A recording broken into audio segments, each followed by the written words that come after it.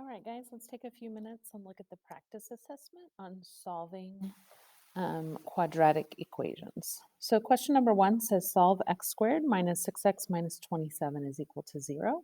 So the three methods we have for solving are factoring, the square root method, and the quadratic formula.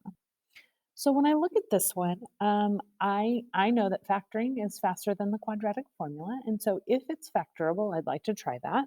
And because there's no number out in front, this would be a hard one to at least try factoring. So to try factoring, I'm going to start by looking for factors of negative 27. And so I'm going to get 1 and 27. 2 doesn't work, but 3 and 9. 4, 5, 6, 7, 8, none of those work. But because it's negative 27, I'm going to put a negative in front. And I'm looking for a pair that adds up to be negative 6. In this case, I find a pair that adds up to be positive 6. So that tells me that I have the right pair. I just need to switch my signs and make it positive 3 and negative 9.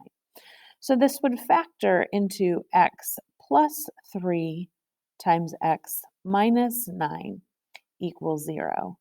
Now, once I have it in this form, I have something times something equals 0. So I can apply the zero product property and separate and say this means either x plus 3 equals 0 or x minus 9 equals 0. And then solving these two simple equations, I can subtract 3 on each side and get x is equal to negative 3. Or I can add 9 on each side and get x is equal to positive 9. So my two solutions here are negative 3 and positive 9. Now this one wouldn't be a candidate for the square root property, but I could also use quadratic formula on this one. If I were going to do that, I'm not going to work through the whole process, but I would say that my a value is 1, my b value is negative 6, and my c value is negative 27. I get that because it's equal to 0, and then I look for the coefficients on each term. And then setting up the quadratic formula, I'd have x equals the opposite of b, that'd be 6, plus or minus the square root of b squared. So negative 6 squared would be 36, minus 4 times a times c, all over 2 times a, or 2 times 1.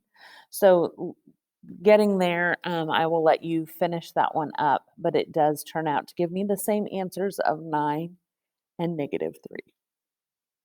All right, moving on to number 2. Again, it just says solve, so I have my 3 options available to me. Guys, on this one, because there's a leading coefficient, that means if I want to use factoring, I'm going to have to use AC method. And so because of that, I choose to go straight to quadratic formula. And so quadratic formula, because it equals 0 and it is in standard form, I find my A, my B, and my C. Let me go somewhere else. I have a spot on my screen that just doesn't want to work here. So A would be 2, B would be 7, and C would be negative 4. And so when I come now to set up quadratic formula, I'd say x equals negative b, or the opposite of b, plus or minus the square root of b squared. So 7 squared would be 49, minus 4 times a, which is 2, times c, which is negative 4, all divided by 2 times a, which is 2 in this case. Now, using my calculator, I go ahead and just type this just as I see it. And when I do that, I end up with an answer of 9. So I now have negative 7 plus or minus 9 divided by, and then 2 times 2 is 4. So that breaks up into negative 7 plus 9 divided by 4, and negative 7 minus 9 divided by 4. So negative 7 plus 9 is 2, 2 over 4. That becomes a fraction of 1/2. And then negative 7 minus 9 is negative 16 divided by 4. That gives me an answer of negative 4. All right, question number 3 says solve x squared is equal to 144. Now, the first thing I notice about this one is that it's not equal to 0. So if I'm going to use factoring or quadratic formula, I'm going to need to get it equal to 0. But the next thing that I notice is there's no bx term, there's no middle term there. And so because of that, this makes it a good candidate for the square root property. And the square root property wants to get x all by itself. And so I don't need to move that 144 if I'm going to use the square root property. I just need to introduce, sorry about that, I just need to introduce the square root on each side. And so using my calculator, if I take the square root of 144, I get 12. But I need to remember when I introduce the square root, I get both a positive 12 and a negative 12 as my solutions. Remember, quadratics have two solutions, and so we want to show both of those. All right, moving on to number 4. It also says solve. That's what most of this test is going to be. So in this case, when I go to solve, I look at it and I see there's no number in front of the x squared. I also notice there is a bx term. So this is going to be one I'm going to try to use factoring on. In order to do that, though, it has to equal 0. So the first thing I'm going to do is subtract that 84 over to get this equal to 0. So now I have x squared minus 5x minus 84 is equal to 0. Now at this point I could use factoring or I could use quadratic formula, whichever is your choice. I think factoring is a little faster if that's possible, so I'm going to at least try. So I'm going to make my list of factors of 84. Those would be 1 and 84, 2 and 42, 3 and 28, 4 and, I'm going to add a space, so 4 and 21, in that spot that doesn't work. So 4 and 21.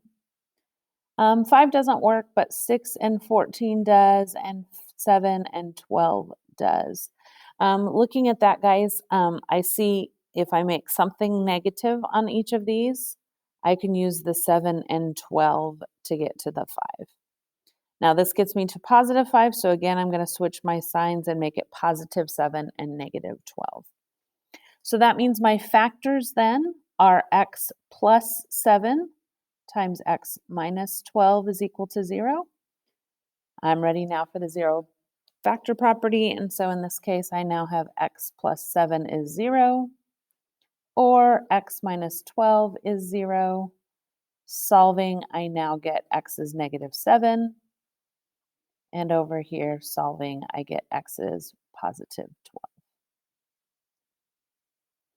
You could have, at this point, used quadratic formula if you wanted to. So to do quadratic formula, we would want our A, our B, and our C. So remember, we still have to do that first step of getting the 84 on the other side. And we find out then that A is 1, B is negative 5, and C is negative 84. And so setting up quadratic formula, we'd have x equals 5, opposite of B, plus or minus the square root of b squared, so 25, minus 4 times a times c, I'm out of space there, all divided by 2 times a, 2 times 1. And that one, solving, you do end up with the same answers, negative 7 and positive 12. All right, moving on to number 6. Again, it asks for the solution, so I'm down to one of my 3 choices. However, because this one is a multiple choice and looking at the answer choices, they're all decimal approximates. That tells me this is not factorable. I also see that I have all 3 terms, and so quadratic formula is going to be my best bet here. So to do quadratic formula, I have to get that equal